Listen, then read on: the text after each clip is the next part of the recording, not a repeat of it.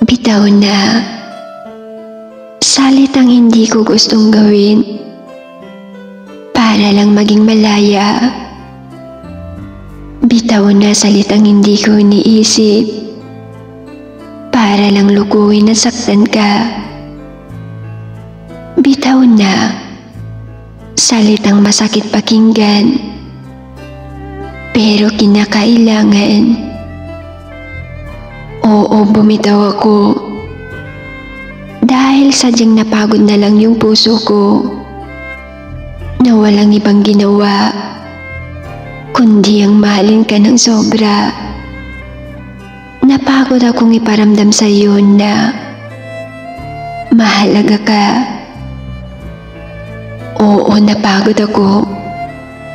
Napagod nang iparamdam na walang kulang. Na kahit sarili ko, nakalimutan ko ng pasayahin. Maging masaya ka lang. Na kahit ang sakit sa dibdib na makita kang sa iba ka din pala sasaya. Sobrang sakit.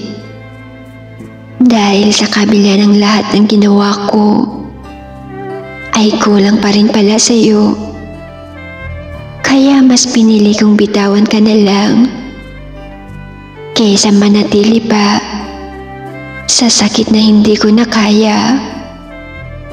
Kaya huwag kang mag-alala dahil panahon na para palayain ka at papalayain ko na rin yung sarili ko sa pagmamahal na binibigay ko ng buong buo.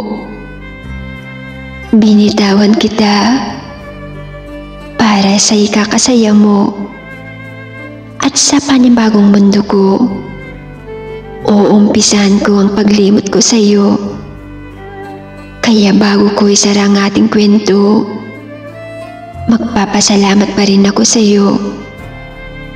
Kasi kung hindi dahil sa sakit na dinulot mo, hindi ko makikita yung saya. Kahit ako lang mag-isa.